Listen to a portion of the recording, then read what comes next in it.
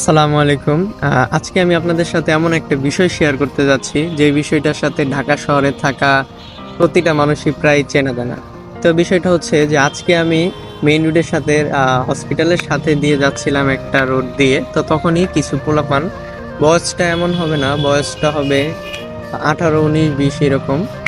তো তারা আমাকে বলল যে ভাই আপনার সাথে একটু কথা বলা যাবে? তো আমি কথা বলার জন্য বললাম হ্যাঁ বলুন, কি বলবেন।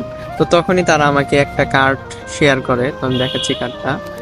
তা এই যে হচ্ছে কার্ডটা, এই কার্ডটা তারা আমাকে শেয়ার করে, এবং তারা আমাকে এটাও বললে যে এই কার্ডটা দিয়ে নাকি লাইফ টাইম গ্যারান্টি সহকারে আপনি যদি কোনো হসপিটালে ভর্তি থাকেন বা হসপিটালে আপনার আপনজন কেউ থাকে, তাহলে তারা নাকি আমাকে টাকা দিবে।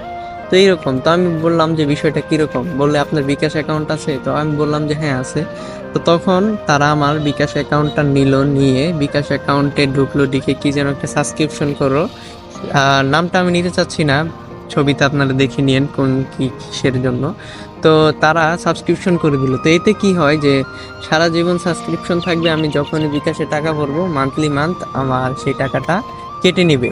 275 টাকা নিয়েছিল আমার কাছ থেকে। তো সবসময় এই 275 টাকা আমার কাছ থেকে মান্থ কেটে নিবে। তো এতে আমার লাভ হচ্ছে যে আমি যখন অসুস্থ হব, আমার পরিবারে যখন অসুস্থ হবে, তখন তারা আমাকে টাকা দিবে। তো এটার নামে হাজার হাজার মানুষের কাছ থেকে বিভিন্ন পন্থায় টাকা হাতিয়ে নেওয়া হচ্ছে। তো আপনারা অবশ্যই এগুলো থেকে দূরে থাকবেন এবং সচেতন হন। সবাইকে সচেতন হওয়ার জন্য এই ভিডিওটা শেয়ার করুন। ধন্যবাদ।